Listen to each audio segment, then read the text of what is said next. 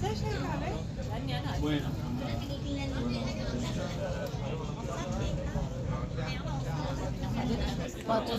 ani, vremea asta sărbătoream ziua națională a română.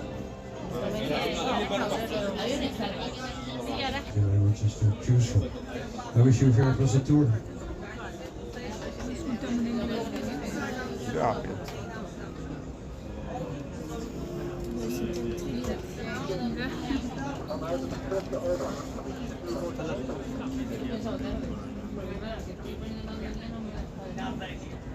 Welcome to our beautiful city of Amsterdam, and welcome aboard this unique canal cruise. To make this journey as safe and pleasant as possible, please follow these rules of the boat. Please do not stand on the chairs or benches. The space behind the captain should be kept free of any objects. And whatever you do, please keep your arms and head inside the boat at all times. Some of the bridges are very low and they come up suddenly. In the case of an emergency, take a moment to note where the emergency exits are. There are two at the front of them, one to the left and one to the right, and another through the hatch door in the roof. This boat is equipped with life-saving equipment. And if an emergency situation arises, the captain will strip you and give you instructions. Remember, this is a non-smoking cruise. When you exit the boat, please check and double check if you have all your belongings. Any questions? Your captain is here to assist. Now, sit back, relax, and enjoy the cruise.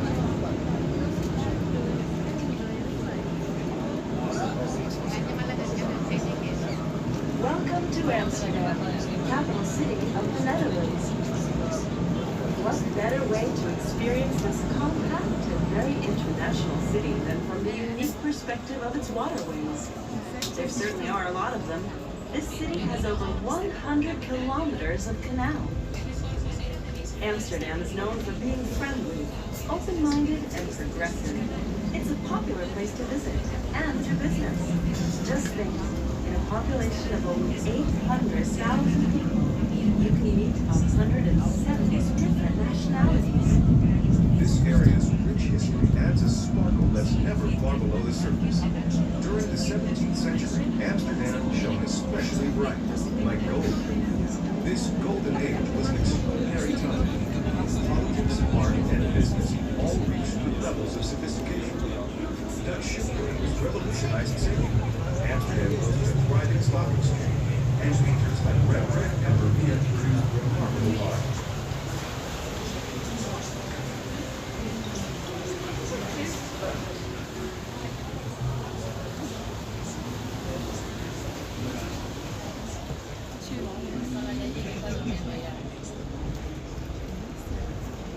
Central Station, the transportation hub of Amsterdam, is built on 3 artificial islands and is supported by around 8,600 wooden piles.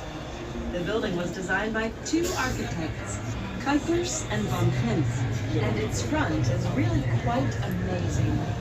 Made of red brick and white accents, it's a combination of neo-Renaissance style and neo-Gothic towers, and is called eclectical architecture.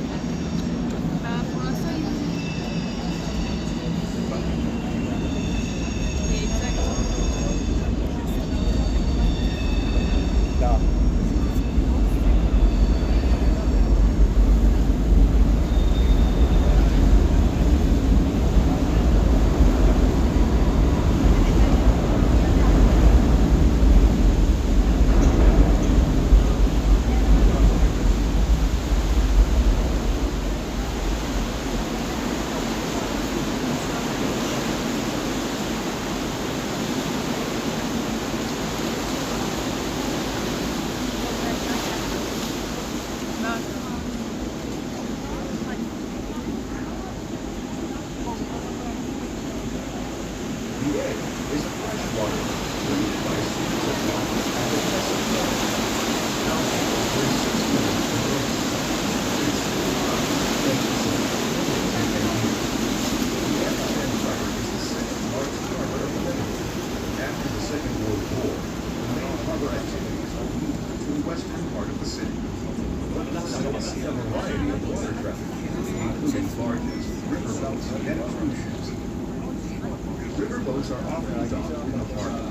These long, flat tourist boats sail to the east to the Rhine River in Germany. You can also frequently see cruise ships in Amsterdam's harbor. They come from all over the world, entering the harbor through the North Sea Canal.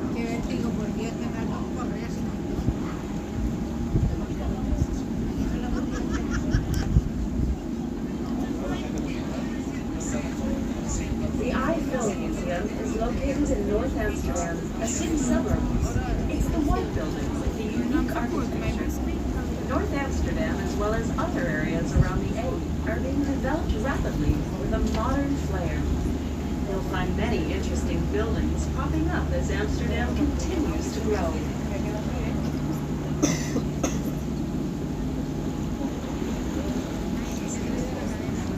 Amsterdammers get across the A using blue and white ferry games, which show not only people, but also their bikes back and forth for free. But it's not the only way. Got a car? You can drive from the city center over to North Amsterdam through the A tunnel, which runs under the lake. Many types of transportation converge here at the harbor. Boats, buses, streetcars, trains. You can see the backside of Central Station, Amsterdam's train station and gateway to the city.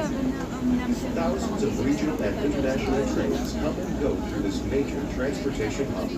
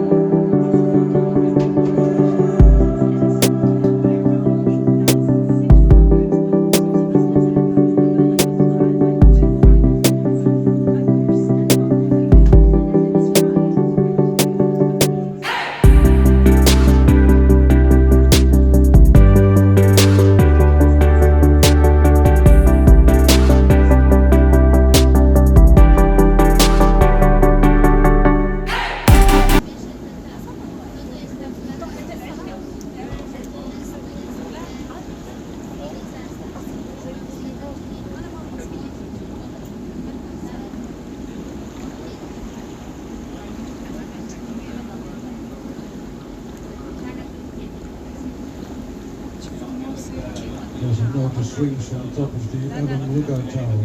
If you're a daredevil, you can swing over the edge of the building at a height of 100 meters.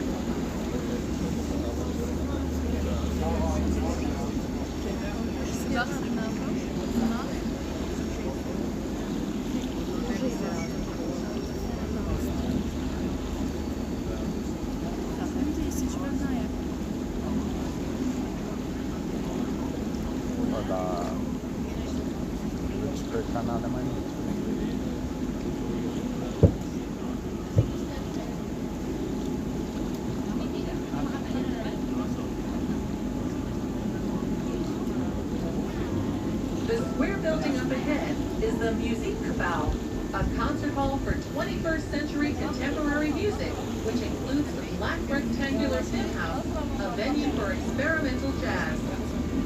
People come to the music about not only for the music, but also for a meal, drinks, and an outstanding view of the A. Its construction is part of a movement to bring some of the city back to the waterfront.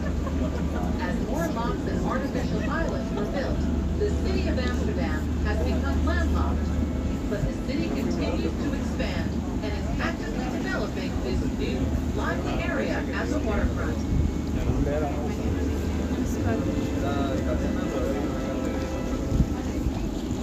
Oke, hadirin na.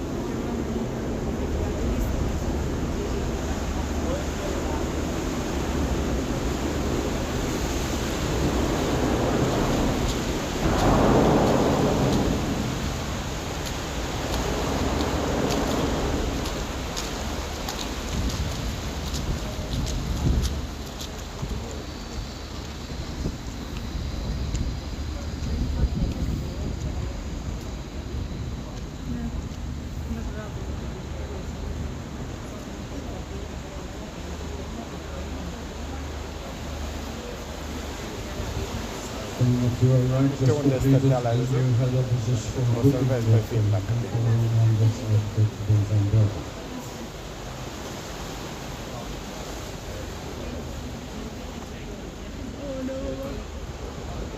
Nunca hasta ahora.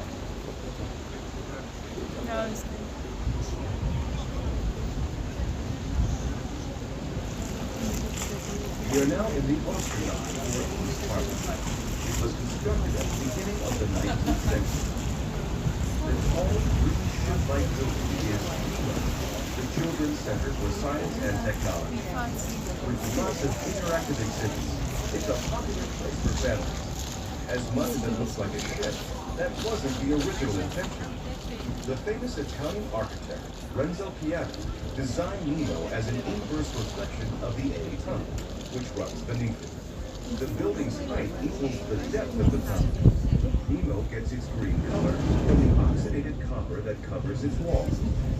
There's a unique sand-filled terrace on the roof where you'll find sunbathers searching for rays while enjoying beautiful views of the harbor and the city.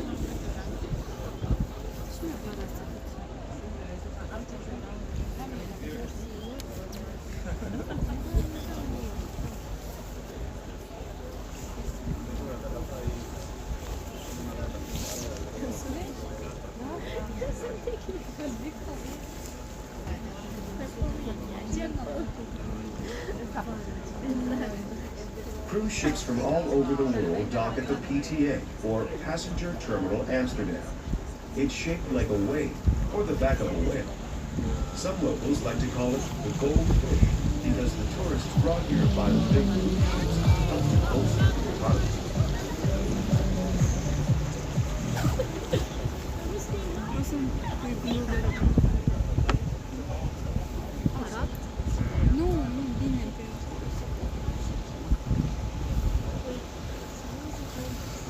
Water quality is actually quite good here in the city. So in a moment you will find an open air swimming pool coming up here to our left. To our right, Museum Harbour Amsterdam. Owners of classic Dutch barges that are mooring here will also live on these boats.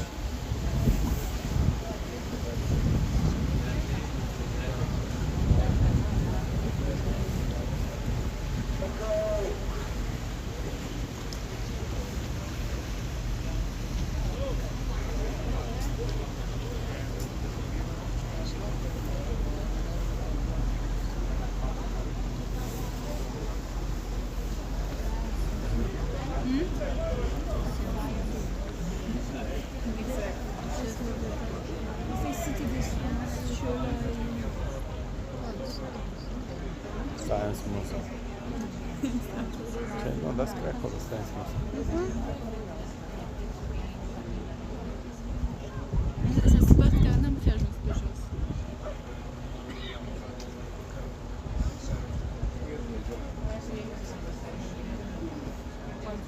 Maritime Museum is housed near the Old Harbor in a very large building that was once the weapon arsenal or warehouse for the Amsterdam Admiralty. There were originally 2 docks in front of the building for constructing and arming warships of the Dutch Republic with cannons and other weapons. A replica of a trade ship called the Amsterdam is now docked outside the museum, giving insight into just how small and cramped sailing conditions were. The building was renovated and reopened in 2011. A beautiful domed glass roof was installed over the spacious inner courtyard. The roof is shaped like a compass rose, and during the day you can look up and see lines like those on an old map. After dark, hundreds of tiny LED lights blink on, creating the illusion of a starry night. The museum is well worth a visit and contains shipping and sailing products and collections of maps, weapons, model ships, as well as paintings of naval officers and chromatic sea battles.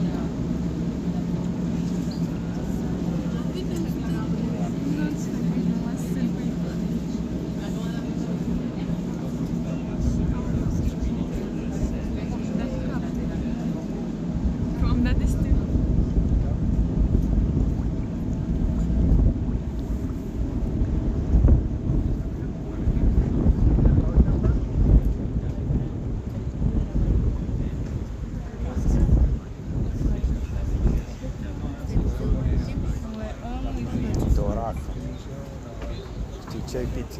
Ce? Racă.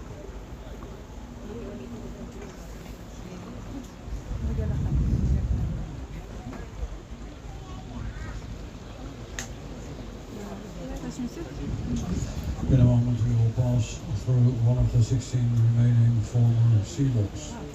These locks are not in use anymore but still operational just in cases of emergencies. These wooden lock doors are renewed every 50 years. The date of last renewal can be seen on the doors themselves.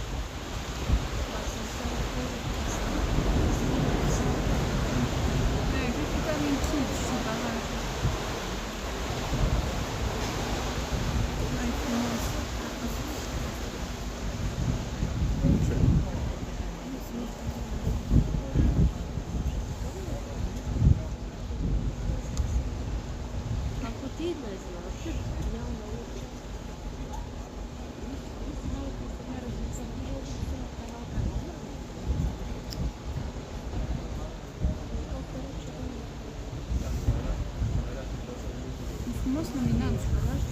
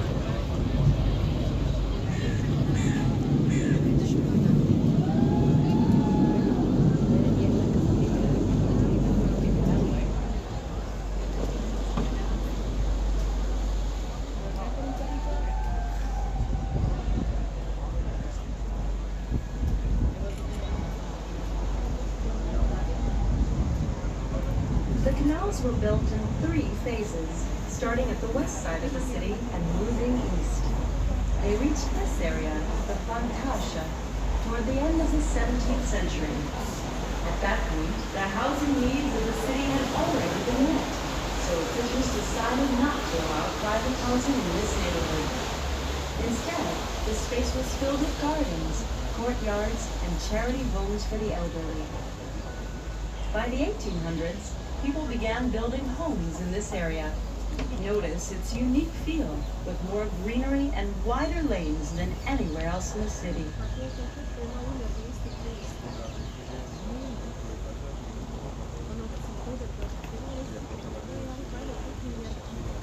Freedom of religion, free speech, sexual freedom. All of these are outlawed in parts of the world. We are glad to say that we can take freedom for granted in the Netherlands.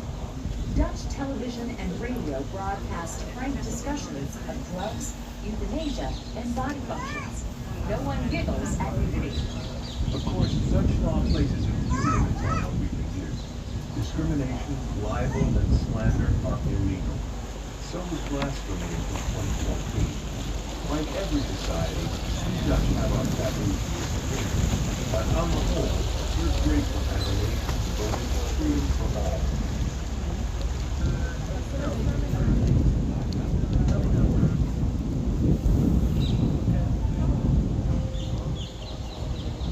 In 2013, Amsterdam's botanical garden, the Hortus Botanicus, celebrated its 375th anniversary, making it one of the oldest in the world. It began as a modest medicinal herb garden and grew substantially during the Golden Age, as Dutch explorers traveled to the East and West Indies and other faraway places. They brought back exotic plants and seeds, including the tulip, the potato, and tobacco, all of which are now considered common. The Botanical Gardens collection has grown to contain thousands of specimens, from the continent to the very bay. Nearby, you'll find Maritime Park, Amsterdam's oldest public park. This picturesque green area is home to the Auschwitz Memorial, a series of broken buildings. They're positioned to reflect the expansive sky above, symbolizing the broken heaven above Auschwitz. They just said it.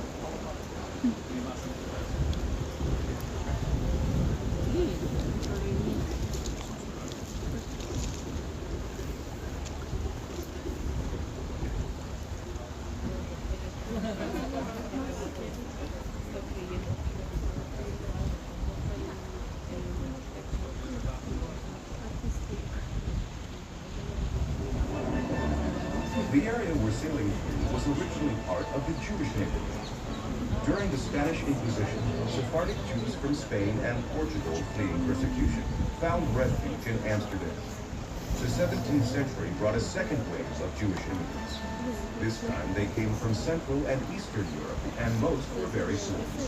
They were attracted by good work prospects and the freedom to practice their religion. Before long, Amsterdam had the largest Jewish population in Europe.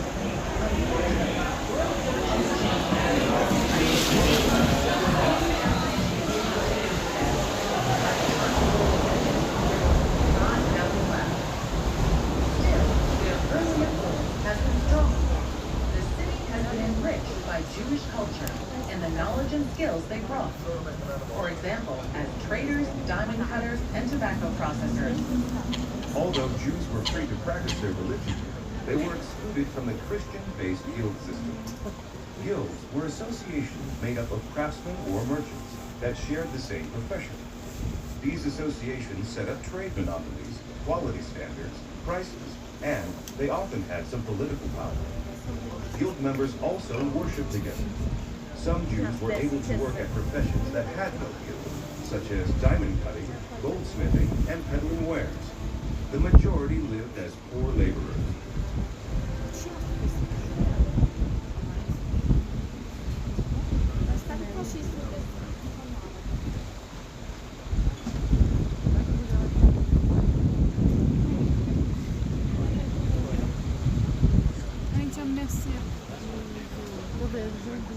Aici ne apropiem de zona podului.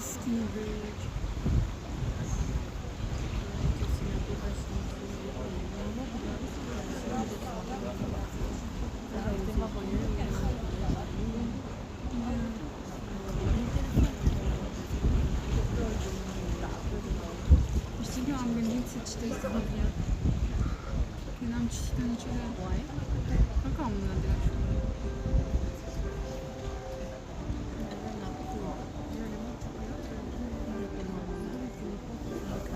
The Machara Brug, otherwise referred to as the famous Skinny Bridge, stretches all the way across the Amstel River.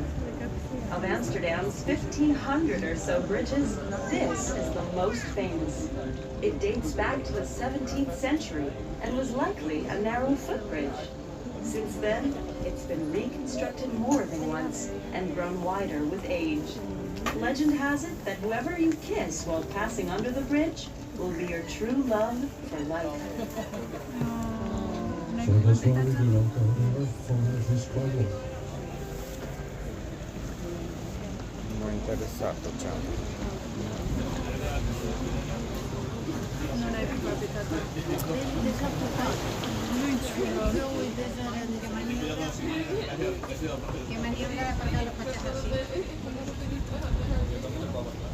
We're now on Herrenbrock, or the Gentleman's Canal. It was part of a careful plan to expand the city. In the early 17th century, a time of tremendous physical and economic growth, 3 new canals were laid out in concentric rings. The Herrenbrock was innermost.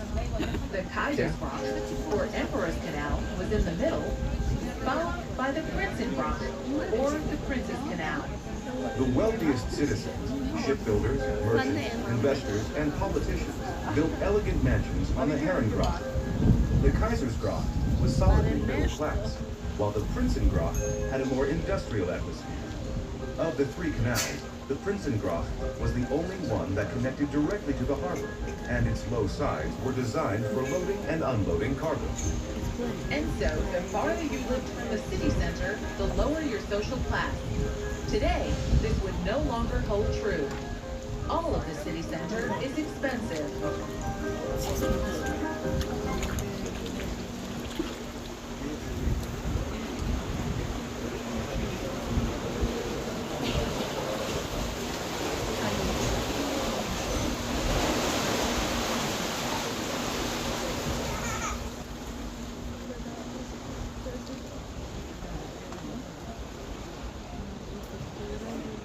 A couple of years ago, they linked 6 of these large houses together, refurbished them, and converted it into the Waldorf Astoria Hotel.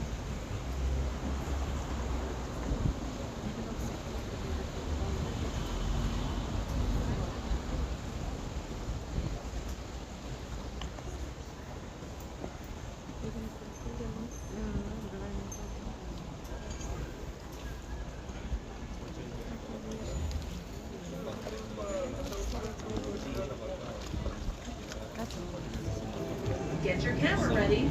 We're about to pass by one of the most photographed views in Amsterdam.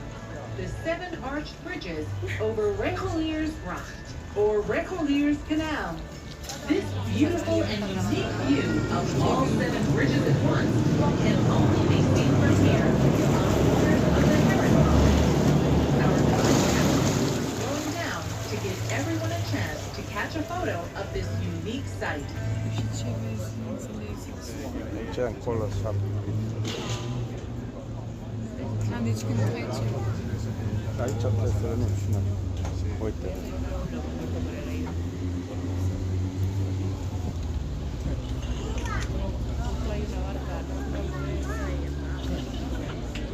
No,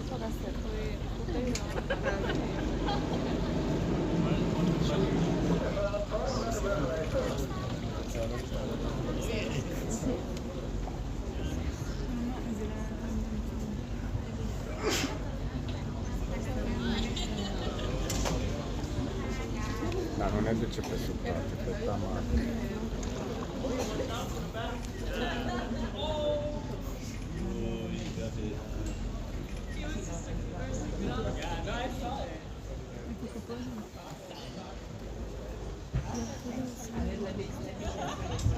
To our right, Amsterdam Square and Torbeck Square, two squares with lots of nightlife, cafes, bars, restaurants, etc. On the square, a statue of statesman Torbeck. He was the founder of the Dutch Constitution in 1848. Please note for the next explanation that Amsterdam has, for the first time in history, a female mayor.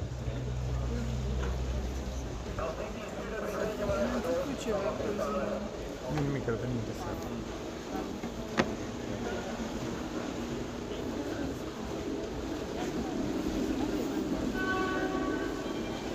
While nobles ruled elsewhere in Europe, here in Amsterdam, it was the self-made merchants.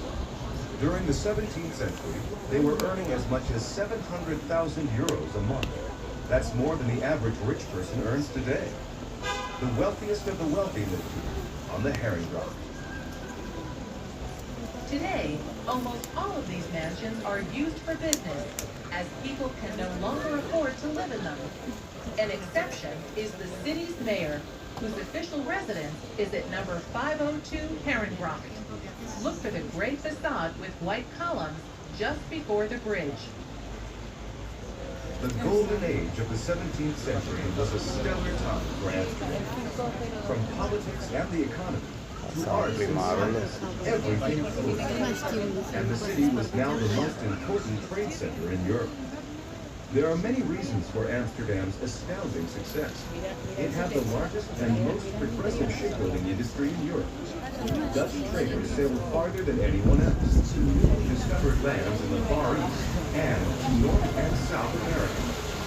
They organized into companies like the Dutch East India Company and the Dutch West India Company, and the profits from trading staples like grain and exotics such as spices, porcelain, precious stones, and textiles were enormous. Now let's slip back in time to the 17th century. Imagine a colorful scene. Gentlemen in fine clothing on the street, speaking different languages.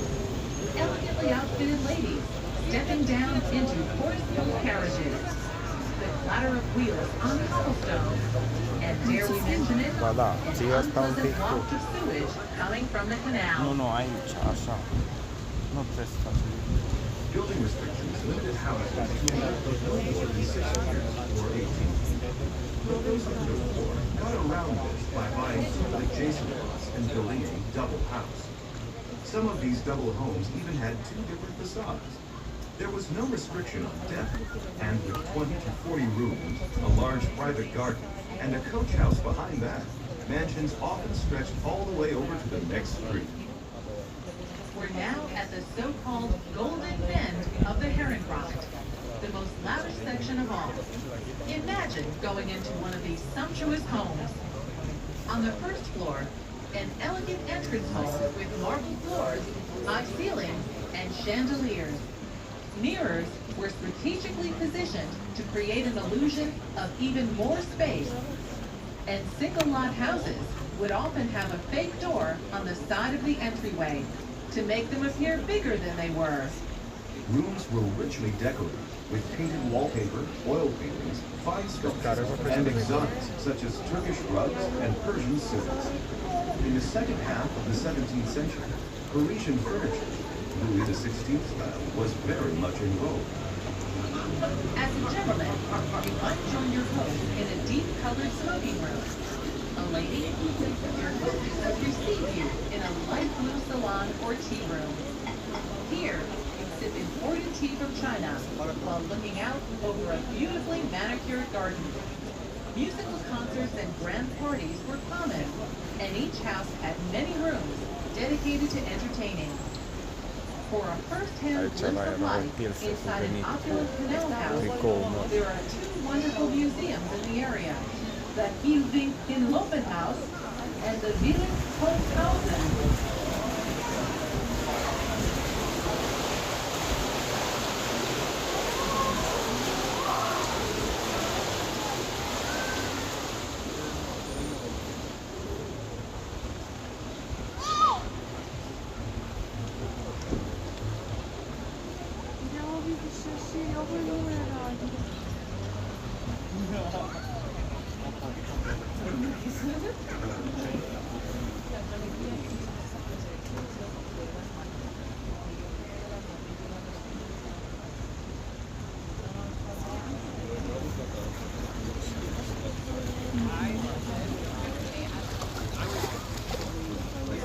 Below the two beautiful houses here to our left on the corner were named the Twin Sisters.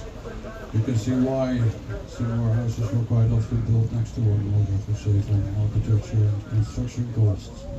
Another example on the opposite side, the two black houses, and we have nicknamed them the Twin Brothers.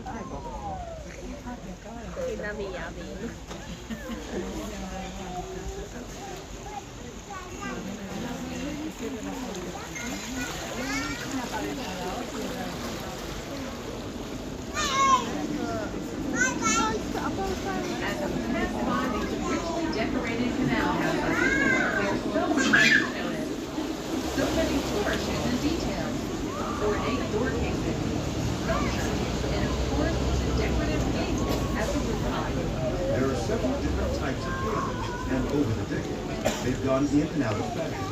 See if you can spot them all. The oldest type is the spout gable. This basic triangular shape is seen only on warehouses. The 17th century step gable looks just as you'd expect, a series of steps. The neck gable, with its straight up and down sides and scrollwork decorations, came a bit later, followed by the bell gable, which has a more rounded, bell-like shape. By the 18th century, the cornice, a flat-top gable, was most popular. There's one thing that all gables have in common: the hoisting beam. Staircases were so narrow and steep that furniture and goods were lifted to the upper floor via the hoisting beam, along with a good strong rope, a hook, and a pulley. Goods were generally stored up high to keep them dry during the city's winter flood. There's a strong tradition of moving things this way, as even newly constructed houses have narrow stairways and are still equipped with hoisting beams. Until the 18th century, house numbers didn't exist in Amsterdam. Instead, people relied on gable stone. These carved and sometimes colorfully painted stones were set into a house's facade, often above the door. Pictures made reference to the occupant's position, profession, or their family crest.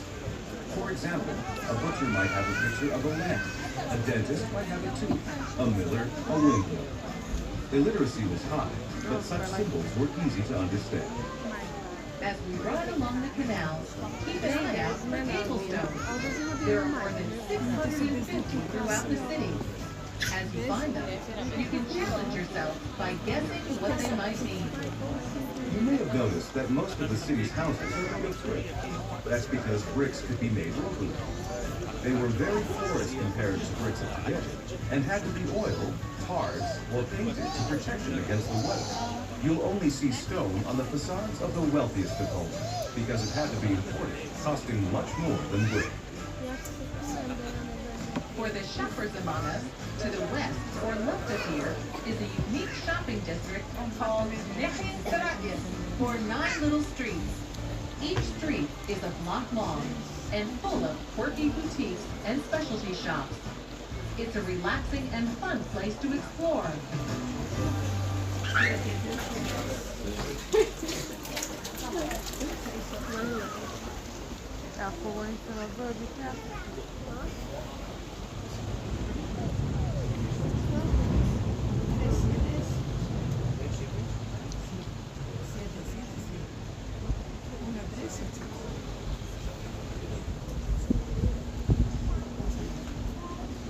Poate să când vine un canal în față. Un pod. Să încerc să filmez. Nu am vine pod. Nu, merge la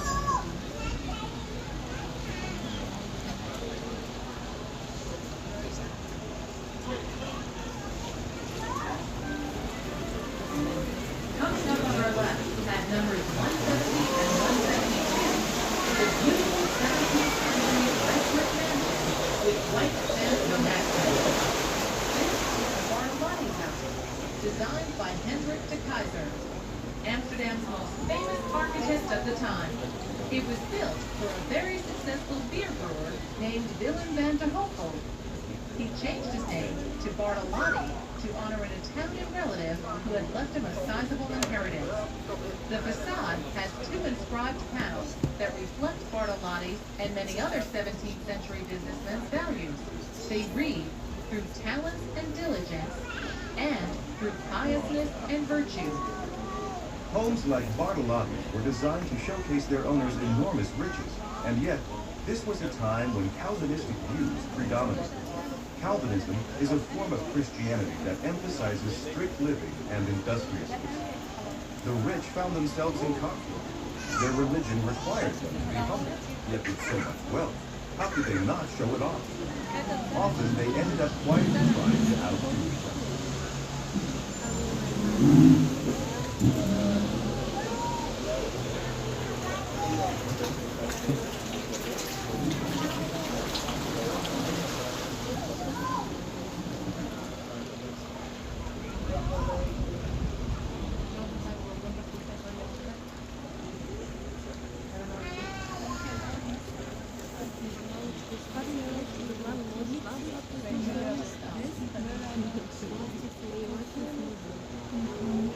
Today, the city's many canals are still used for transportation and for managing water levels. And they also have a new function, as a place to live. Amsterdam always seems to be short on housing, and during a real crunch in the 1960s and 70s, houseboats appeared as cheap places to live. The city now has around 2,500 of them. Some are old converted sailing vessels. Others are simply homes set on floating pads. As for cheap, not anymore. Houseboats are now connected to gas, water, electricity, and municipal sewage. And owners have to pay taxes, just like anyone else.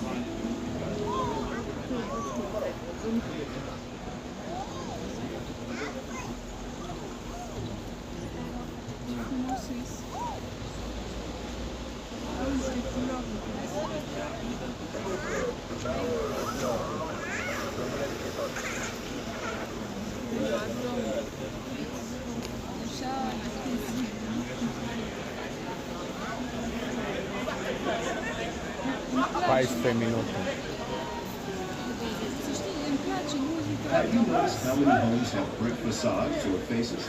At first, Amsterdammers built their homes entirely out of wood, but after 2 massive fires at the end of the 16th century, the city took action.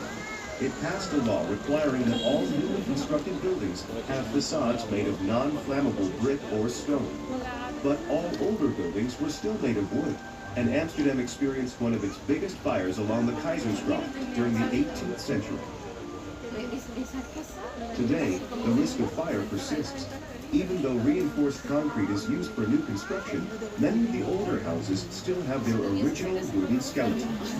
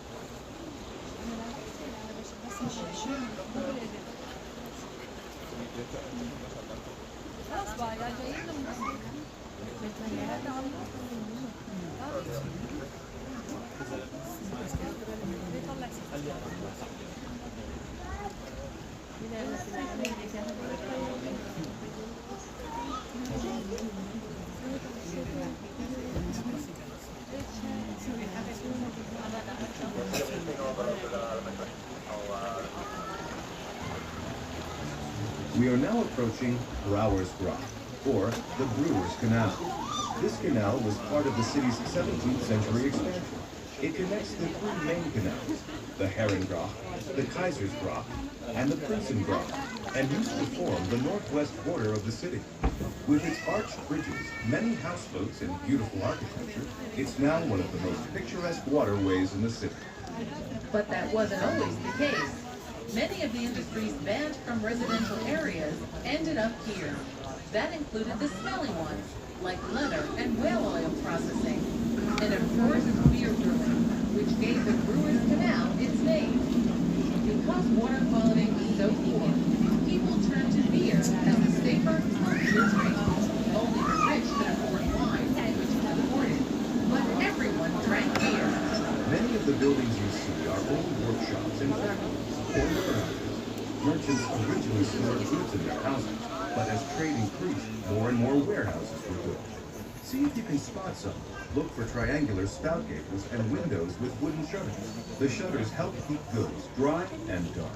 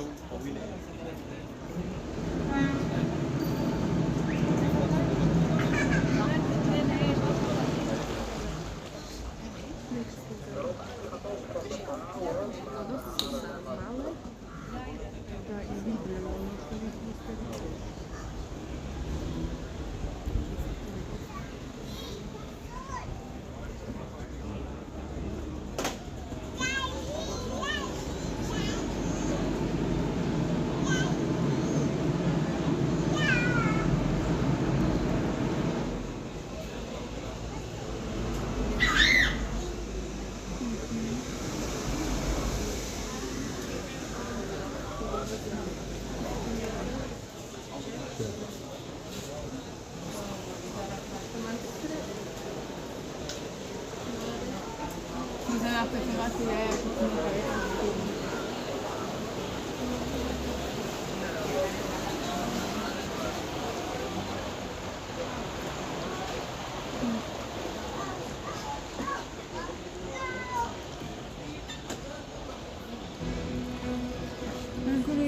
We are now on the Singel, passing through locks that were originally built to regulate Amsterdam's water levels and to keep the city from flooding at high tide.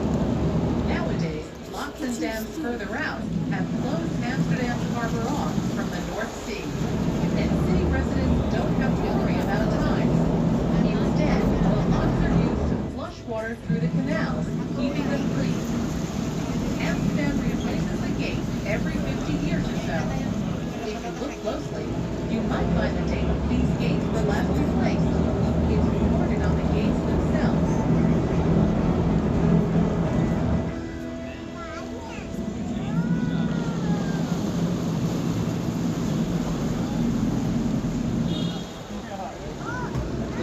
To this beautiful decorated bicycle on this road, you'll find these bicycles in several places in the city.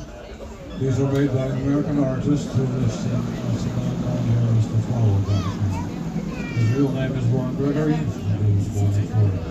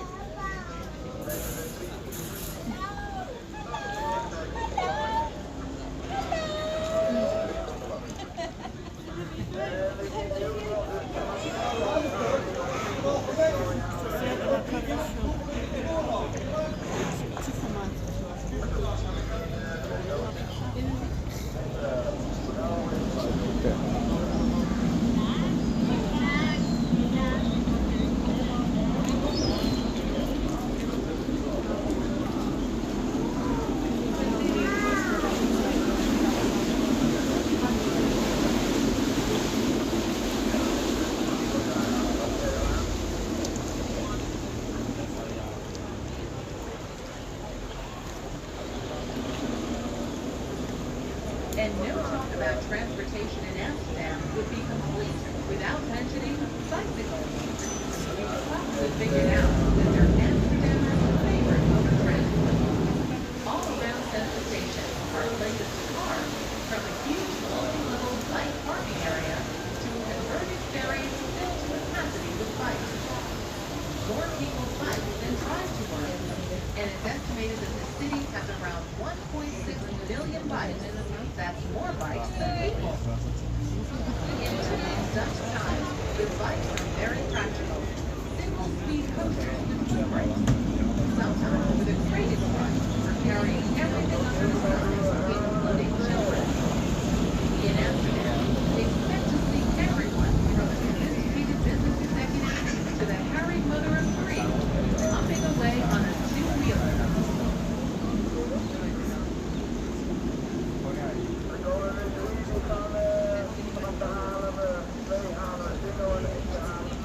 Central Station, the transportation hub of Amsterdam, is built on 3 artificial islands and is supported by around 8,600 wooden piles. The building was designed by 2 architects, Kuipers and Van Hent, and its front is really quite amazing. Made of red brick with white accents, it's a combination of neo-Renaissance style and neo-Gothic towers, and is called eclectical architecture.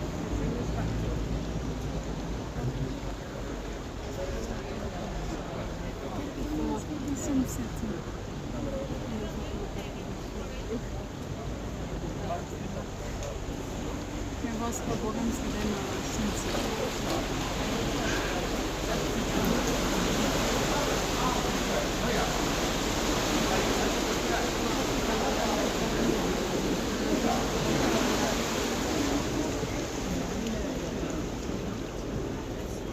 Coming full circle, we're now approaching Damla, the original mouth of the Amsterdam, and nearing the end of our cruise. It's here, where the Amsterdam once met the day, that a few peasants with dreams of building a future spawned this great city. Clearly, their ingenuity and hard work have paid off. That first dam across the river started a series of events that's led to the incredible mountain and picturesque Amsterdam we're able to enjoy today.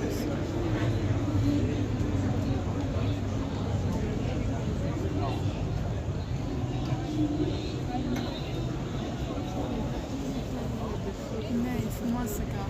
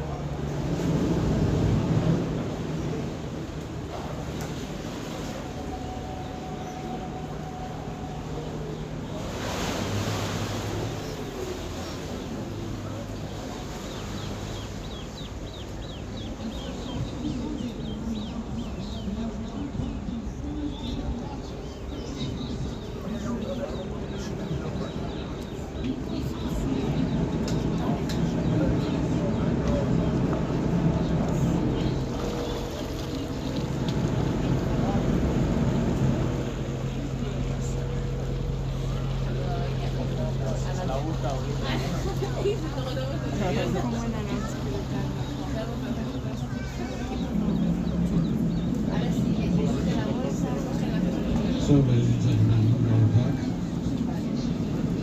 Please do not forget any of your personal belongings. Anything I will find, I will sell on eBay. Do mind your head while leaving the boat as well, also mind your step. I hope you have enjoyed the tour. I wish you a very pleasant stay in the city. Thank you. Shop.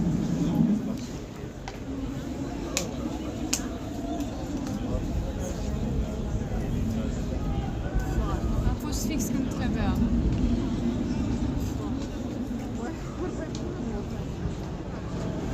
So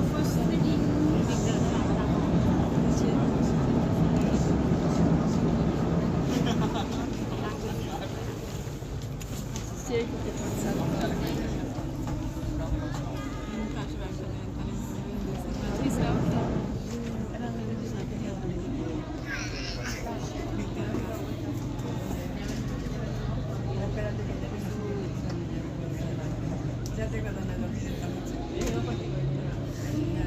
Pasado cuando queráis. Cuando vayáis a ir sola. Venga a buscar. Ahora salimos